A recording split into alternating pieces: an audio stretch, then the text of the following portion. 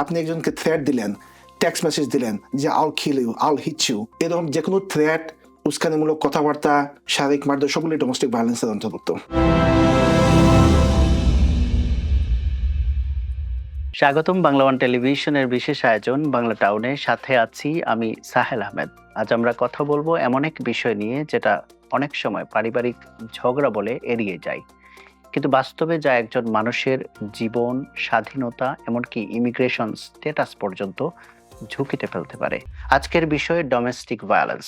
Michigan আইনে এই শব্দটির মানে কি, কখন একটি ঝগড়া ফৌজদারি মামলায় রূপ নেয়, আর কোন ভুলগুলো মানুষ না জেনে করে বসে, সেগুলো নিয়ে আজকের আলোচনা। এই গুরুত্বপূর্ণ বিষয়ে কথা বলতে আজ আমাদের সঙ্গে আছেন অভিজ্ঞ অ্যাটর্নি, বাংলাদেশিদের মধ্যে জনপ্রিয় মুখ রুহুল মোমিন। রুহুল মোমিন, আপনাকে স্বাগত আমাদের আজকের শোতে। ধন্যবাদ আপনাকে। সো রুহুল মোমিন, আমরা যেই প্রশ্নে যেতে চাই, ডোমেস্টিক ভায়োলেন্স শব্দটা আমাদের প্রায় শোনা যায় আর কি। সো সেক্ষেত্রে মিশিগান আইনে আসলে ডোমেস্টিক ভায়োলেন্স বলতে কি বোঝানো হয়? মিশিগান আইনে ডোমেস্টিক ভায়োলেন্স হচ্ছে এক ঘরের ভিতরে যদি হাজব্যান্ড ওয়াইফ, মা বাবা, ভাই বোন, ছেলে মেয়ে সবাইকে মিলে যে কোনো একজনের সাথে যে কোনো একজনের ঝগড়া, মারামারি, থ্রেট, এগুলো সব ডোমেস্টিক ভায়োলেন্সের অন্তর্ভুক্ত। সো সেক্ষেত্রে এটা আমরা তো ডোমেস্টিক ভায়োলেন্স বলতে অনেক সময় স্বামী স্ত্রীর মধ্যে মারামারি কিংবা ঝগড়াঝাটিকেই বোঝায়। সেক্ষেত্রে যে কারো ক্ষেত্রে ডোমেস্টিক ভায়োলেন্সটা হতে পারে। অফকোর্স, এক ঘরের ভিতর যে কোনো কেউ, আচ্ছা, ইট ডাজন্ট ম্যাটার স্বামী স্ত্রী, ইট could B son and father, it could be brother and brother or siblings, sister, brother, এটা হচ্ছে কি ফ্যামিলির মধ্যে এক ঘরের ভিতর। আচ্ছা আচ্ছা। অনেকেই মনে করেন ডোমেস্টিক ভায়োলেন্স বলতে মানে শারীরিক মারধর বোঝায়। আইনের চোখে এটাকে কিভাবে ব্যাখ্যা করা হয়? ডোমেস্টিক ভায়োলেন্স শুধু শারীরিকভাবেই সীমাবদ্ধ নয়। আপনি একজনকে থ্রেট দিলেন, টেক্সট মেসেজ দিলেন যে I'll kill you, I'll hit you, ও আপনি ফেসবুকেও পোস্ট করলেন বা সোশ্যাল মিডিয়াতেও পোস্ট করলেন, বা এরকম যে কোনো থ্রেট, উস্কানিমূলক কথাবার্তা, শারীরিক মারধর সবগুলি ডোমেস্টিক ভায়োলেন্সের অন্তর্ভুক্ত। সো সেক্ষেত্রে যদি অন্য কেউ, আমাদের মিশিগানে যেটা দেখা যায় সচরাচর যেটা হয়, কমিউনিটিতে একজন আরেকজনকে ফেসবুকে থ্রেট দেন, সেক্ষেত্রে কি সেটা কি সে ডোমেস্টিক ভায়োলেন্সে তো সেটা পড়বে? Yes, this could be a part of domestic violence. It could be an assault, okay, or assaultive behavior, threat, something. You can always prove it. আচ্ছা আচ্ছা। মানে সেক্ষেত্রে আইনি পদক্ষেপ নেওয়া যায়। আইনি পদক্ষেপ অফকোর্স নেওয়া যায়। আর কেউ যদি ধরেন কারো বিরুদ্ধে ফেসবুকে মিথ্যা তথ্য প্রচার করলো, সেক্ষেত্রে কি হতে পারে? সেক্ষেত্রে হচ্ছে ডেফামেশন। ডেফামেশন একটু লম্বা জিনিস। ডেফামেশন হচ্ছে লাইবেল পার্সে, স্ল্যান্ডার পার্সে। লিখিতভাবে ডেফামেশন না ওরালভাবে ডেফামেশন। আপনি একজনকে ডেফামেশন করলেন, বাংলায় বলে এটা মানহানি। আচ্ছা আচ্ছা। সো মানহানি করলেন, এটা কি আপনি লিখিতভাবে করছেন না মৌখিকভাবে করছেন? এখন একজন একজনের সাথে ডেফামেশন মুখে করলো, সাথে সাথে আরেকজন এটা পোস্ট করলো, ওটা শেয়ার করলো, সবাই কিভাবে চলে আসবে, তুমি না যাই না ওটা সত্যতা স্বীকার না করলে কেন ওটা শেয়ার করলে, তখন আপনি ডেফামেশন মামলা করতে পারবেন। ডেফামেশন মামলায় দুইটা আছে, public figure and private person. Public ফিগারে যদি ডেফামেশন করেন, ওটা স্ট্যান্ডার্ড একটু হাই, প্রমাণটা একটু হাই, যেহেতু পাবলিক ফিগার উনি, ওনাকে সবাই সমালোচনা করে। আর প্রাইভেট পারসনকে ডেফামেশন করলে স্ট্যান্ডার্ডটা অনেক লো। আপনি শুধু নেগলিজেন্সলি মুখে দিয়ে স্টেটমেন্ট করলেন বা ফলস স্টেটমেন্ট দিলেন, কাউকে সেক্সুয়ালি অ্যালেজ করলেন, এগুলো সবই ডেফামেশনের অন্তর্ভুক্ত। So you can always file a defamation lawsuit. আচ্ছা আচ্ছা।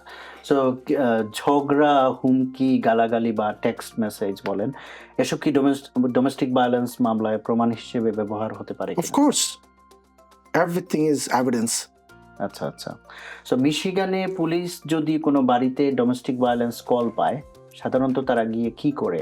কাউকে কি সেই সময় গ্রেপ্তার করাই লাগে কিনা, সেরকম কোনো আইন আছে কিনা? পুলিশ যখন কল পায়, পুলিশ যখন কোনো বাসায় আসে, তখন প্রথম যে জিনিস পুলিশ করে, তখন পরিস্থিতিটা সামাল দেয়, কন্ট্রোল দ্য এনভায়রনমেন্ট। আচ্ছা। So at this point police যদি দেখে যে আদার পার্টির সাথে কোনো ব্রুজ আছে বা দাগ আছে বা কালো দাগ আছে, তখন যে অন্য পার্টিকে জেলে নিয়ে যায় কি, বা বুকিং করে, বা অনেক সময় ছড়ায় দেয় যে তুমি এই ঘরে আসবে না আগামী কয়েকদিন। আচ্ছা আচ্ছা। সো অনেক ক্ষেত্রে দেখা যায় যে আদার পার্টি সেটা করেনি, কিন্তু পুলিশ নিয়ে যাচ্ছে, সেক্ষেত্রে কি হতে পারে? আদার পার্টি না করলেও পুলিশ যখন দেখে যে আপনার মুখে ইনজুরি আছে, হাতে শরীরে কোন জায়গায় ইনজুরি আছে, তখন পুলিশ আপনাকে নিয়ে যাবে, ওই আদার পার্টিকে নিয়ে যাবে আচ্ছা জেলে। সেই ক্ষেত্রে আপনি প্রমাণ করতে পারবেন যে other party made a false statement. Making a false statement is a felony in Michigan, in depending on what did you make. So আপনি যখন ফলস স্টেটমেন্ট মেক করবেন তখন আমরা প্রমাণ করবো কীভাবে, আমরা টাইম দেখবো, মেডিকেল এভিডেন্স দেখবো, সিচুয়েশন দেখবো কীভাবে হয়েছে, কটার সময় আপনি বলছেন, কখন আপনি পুলিশ কল করছেন, কত আগের দাগ, মেডিকেল এক্সামিনেশন করব, যে ফরেন্সিক এক্সামিনেশন করবো, কোথাও দেখবো যে আপনি কি সত্যি এটা উনি করছে, ডিএনএ টেস্টও করতে পারি। আচ্ছা, সবগুলো বের করা যায়। আচ্ছা আচ্ছা। আর পুলিশ আসার পর মানুষ সবচেয়ে বড় কোন ভুলগুলো করে যেগুলো পরে গিয়ে তার বিরুদ্ধে চলে যায়? পুলিশ আসার পর নাম্বার 1 ভুল হচ্ছে পুলিশকে এক্সপ্লেন করা, না আমি এটা করিনি, I didn't do it, she did it. Don't explain the police, just tell them I need a lawyer. Don't say anything to the police. আপনি যদি কিছুই বলেন পুলিশকে, পুলিশ এই কথাটা আপনার এগেইনস্টে এভিডেন্স হিসাবে ইউজ করবে। আচ্ছা, মানে পুলিশকে কিচ্ছু বলা যাবে না, কিছুই বলা যাবে না। Invoke your right to have a lawyer, that I need a lawyer or I need to talk to a lawyer. এরপর পুলিশ আপনাকে কিচ্ছু জিজ্ঞেস করবে না। প্লিজ পুলিশকে কিছু বললেন না। আর আপনি যদি রাইট পজিশনে থাকেন সেক্ষেত্রে পুলিশকে কিছুই বলবেন না। Don't explain anything without a lawyer. আচ্ছা আচ্ছা।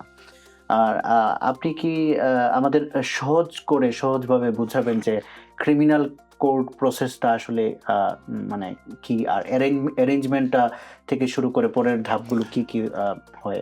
সো ডোমেস্টিক ভায়োলেন্সে যে জিনিসটা হচ্ছে, প্রথমে যদি কল পায়, 911 কল পাওয়ার পর পুলিশ আপনার ঘরে আসলো, পুলিশ সিচুয়েশন অবজার্ভ করলো, পুলিশ যদি দেখে যে আদার পার্টির শরীরে কোনো দাগ আছে, ইনজুরি চিহ্ন আছে, তখন অন্য পার্টিকে হয়তো ঘরে রাখবে অথবা জেলে নিয়ে যাবে। জেলে নিয়ে যাওয়ার পর ও আপনাকে বুকিং করবে, ফিঙ্গারপ্রিন্ট নেবে। ফিঙ্গারপ্রিন্ট নেওয়ার পরে যদি দেখে যে এরপর আপনাকে যে জিনিসটা করবে এটা পরের দিন কোর্টে তুলবে, বা ওই দিনে যদি সকালে অ্যারেস্ট করে বিকেলে আপনাকে কোর্টে তুলবে। আর যদি আপনি বিকেলে অ্যারেস্ট হন তাহলে ওই দিন রাতে থাকতে হবে, পরের দিন সকালে কোর্টের সাথে অ্যারেঞ্জমেন্টে তুলবে। অ্যারেঞ্জমেন্টে যখন উঠবেন তখন জাজ আপনাকে চার্জ বলবে যে তোমাকে এই চার্জে অ্যারেস্ট করা হয়েছে, তুমি কি মনে করো, গিলটি না নট গিলটি? সবাই নট গিলটি প্লি করে। নট গিলটি প্লি করার পর জাজ আপনাকে নেক্সট যে জিনিসটা দেবে এটা দেবে প্রি ট্রায়াল। এই প্রি ট্রায়ালে তখন আপনার লয়ার আপনার ওই প্রসিকিউটরের সাথে যোগাযোগ করবে, যোগাযোগ করে প্রি ট্রায়ালের এভিডেন্সগুলো কালেক্ট করবে আপনার লয়ার, যে কি কি এভিডেন্সে আপনাকে অ্যারেস্ট করা হয়েছে ডোমেস্টিক ভায়োলেন্সের জন্য। সবগুলো এভিডেন্স কালেক্ট করে প্রসিকিউটরের সাথে আমরা নেগোশিয়েট করি। অনেক সময় নেগোশিয়েট করি যে there is some evidence that you indeed hit somebody. Domestic violence এটা যে হাজব্যান্ড ওয়াইফকে হিট করে এটা না, ওয়াইফও হাজব্যান্ডকে হিট করে।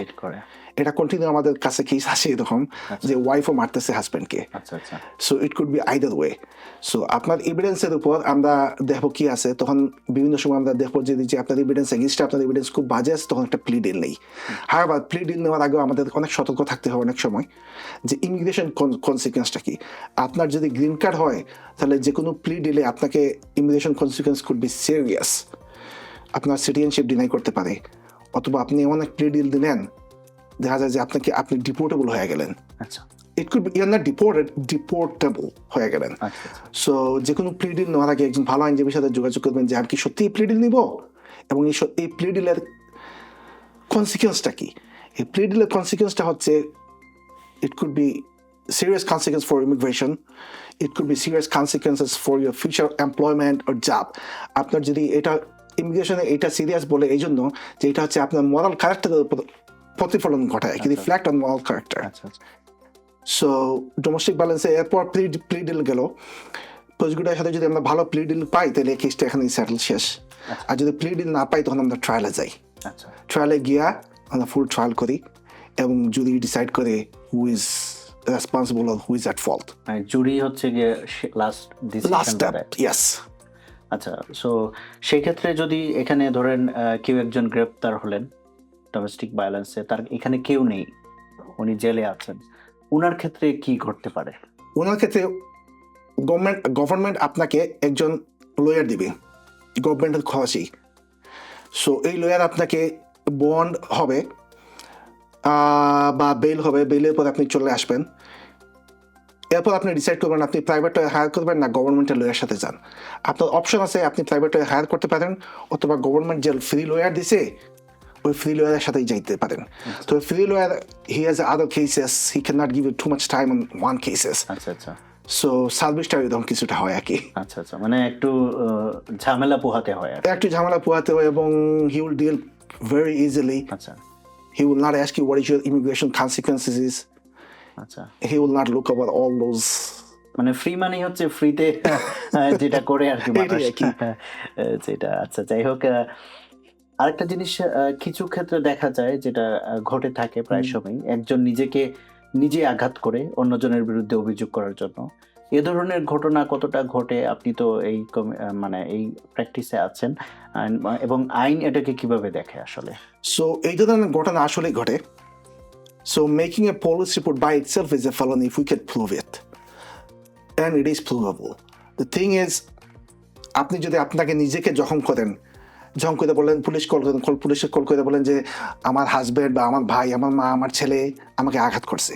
আচ্ছা, পুলিশ ঠিক আছে আপনার হাজবেন্ড, মা, ভাই সবাইকে নিয়ে আপনাকে জেলে নিয়ে যাবে, কিন্তু আমরা প্রমাণ করতে পারবো যে এটা আপনি করছেন, কারণ আমরা ফরেনসিক এভিডেন্স আনবো, আপনি কয়টার সময় আঘাত হয়েছে, এরপর হসপিটালের রিপোর্ট দেখবো, যদি হসপিটালে যান, অথবা দেখবো আপনি কয়টার সময় পুলিশ কল করছেন, কি বলছেন, আপনাকে আমরা এক্সাম করবো, এক্সামের সময় প্রিলিমিনারি এক্সামের সময় আপনাকে আমরা ক্রস এক্সামিনেশন করবো, করে দেখবো যে উনি কি সত্যি বলতেছেন না মিথ্যা বলতেছেন।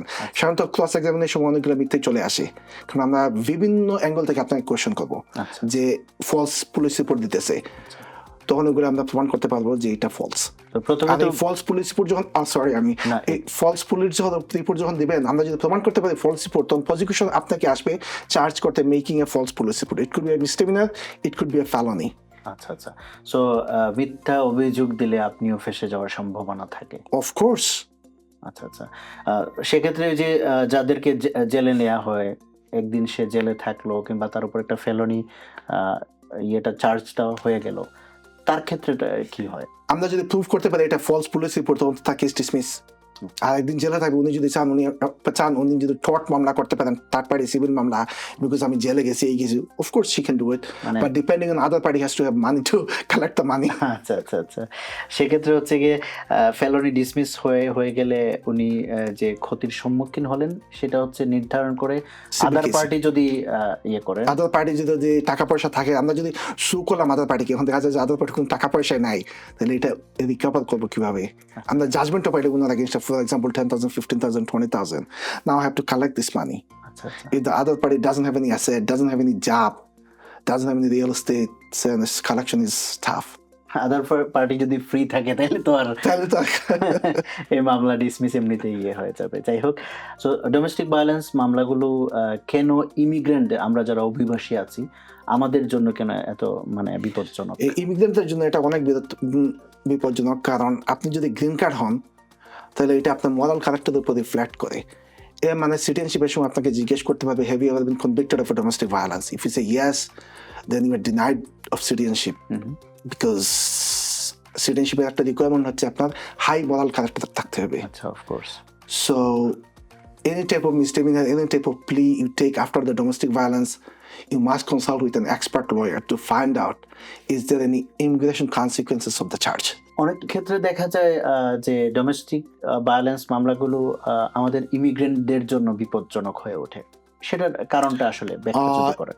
একটু আগে যে বলছিলেন সিটিজেনের জন্য কি এবং গ্রিন কার্ডের জন্য কি, সে দুইটাই কনসিকুয়েন্সেস। আপনি যদি গ্রিন কার্ড হন তাহলে আপনার সিটিজেনশিপ পাইতে অনেক কষ্ট হবে এবং সিটিজেনশিপ না পাওয়ার সম্ভাবনা অনেক বেশি, যেহেতু ডোমেস্টিক ভায়োলেন্স যায় আপনার মরাল ক্যারেক্টারের এগেইনস্টে। Do you have moral character to get the US citizenship? So যে কোনো সময় যদি আপনি প্লি ডিল করেনও, তো মনে রাখতে হবে একজন আইনজীবীর সাথে কথা বলতে যে নিজে ইমিগ্রেশন জানে এবং নিজের ডোমেস্টিক ভায়োলেন্স ক্রিমিনাল কেস সম্বন্ধে এক্সপার্ট আছে, তখন ও আপনাকে, এই আইনজীবীটা আপনাকে পরামর্শ দিতে পারবে যে এই প্লি ডিলটা ঠিক না, we should go to trial, or shall I take this plea deal or not. Citizen হওয়ার পরেও যদি আপনি ডোমেস্টিক ভায়োলেন্সে অভিযুক্ত হন, তাহলে একটা আপনার ফিউচার জব রিফ্লেক্ট হতে পারে। আপনি যদি প্রফেশনাল কোনো জবে যেতে চান বা মেডিকেল স্কুলে যেতে পান, ল স্কুলে যেতে চান, ডোমেস্টিক ভায়োলেন্স চার্জ দিয়ে আপনি কোনো ভালো কিছু করতে পারবেন না। কোনো ভালো ট্রাক ড্রাইভিং করতে চান, যে কোনো প্রকার এমপ্লয়মেন্টে আপনার সমস্যা হবে, ক্রিমিনাল রেকর্ড, মানে ভালো কোনো চাকরির জন্য অফকোর্স আপনার সমস্যা হবে, বন্ধ হয়ে যাবে। আর যখন ব্যাকগ্রাউন্ড চেক করবে তখন পাবে ক্রিমিনালি ডোমেস্টিক ভায়োলেন্স মিসডিমিনার। আচ্ছা আচ্ছা, সো সেক্ষেত্রে কি ডিপোর্ট হওয়ার সম্ভাবনা আছে? ইমিগ্রেন্টের জন্য ডিপোর্ট হয়, ইমিগ্রেন্ট বলতেছি সিটিজেনের জন্য ডিপোর্ট হয় না, সেটা মিসিভিনার চার্জেস। আচ্ছা আচ্ছা, দেয়ার ইজ নো ডিপোর্টেবল। যারা গ্রিন কার্ড তারা তাদের জন্য সম্ভাবনা আছে। আচ্ছা, ডিপেন্ডিং অন কোন প্রশাসন আছে, ট্রাম্প অ্যাডমিনিস্ট্রেশন আছে না ডেমোক্রেট আছে। আচ্ছা, এটাও ডিপেন্ড করে। Of course. সো ইমিগ্রেন্ট পরিবারগুলোর জন্য আপনার সবচেয়ে জরুরি পরামর্শ কি হতে পারে? আমি সবার জন্যই বলতেছি, domestic violence before they make a call to the police against your husband অথবা আপনার ওয়াইফের সম্বন্ধে মেক করেন। আমি গত 12 বছরের অভিজ্ঞতাতে দেখতে পাইতেছি যে প্রথমে যখন কল দিবেন, পুলিশ এসে একজনকে ধরে নিয়ে যাব, ওই একজন লোক যখন ফিরে আসে, অ্যাবাউট 70% কেসগুলা এন্ড আপ উইথ ডিভোর্সে। আচ্ছা, সো 70% কেসগুলো এদের হাজব্যান্ড যদি ওয়াইফের সাথে কল দেয়, ওদের ওয়াইফ সাথে হাজব্যান্ডের সাথে কল দেয়। কারণ আমরা বাংলাদেশি মানুষের একটা সমস্যা আছে, আমাদের একটু গার্ডস বেশি। আমার ওয়াইফ আমাকে জেলে ঢুকাইছে, আমার হাজব্যান্ড আমাকে জেলে ঢুকিয়েছে, ওদের মা বাবা বলবে না ওই মেয়ের সাথে সংসার করবে না বা ওই ছেলের সাথে সংসার করবে না, ও তোমাকে জেলে ঢুকাই দিছে। আর ওই জেলের সেলগুলা যেগুলো থাকবেন ওইটা হচ্ছে 4x4 ফিট সেল, থানায় একই। ওরা সারা এক রাত যদি স্পেন্ড করেন খুব কষ্ট হয়, কংক্রিটের ফ্লোরে ঘুমাইবেন আর একটা স্যান্ডউইচ দেবো সারা রাতে। So before you make a call against your husband or against your wife, please think about it. আর সবচেয়ে বড় জিনিস হচ্ছে আপনারা যদি কমিউনিকেশন করেন হাজব্যান্ড ওয়াইফ বা ভাই বোন, তখন আর ডোমেস্টিক ভায়োলেন্সের কল মেক করতে হয় না, কারণ communication solve everything. Please communicate with each other.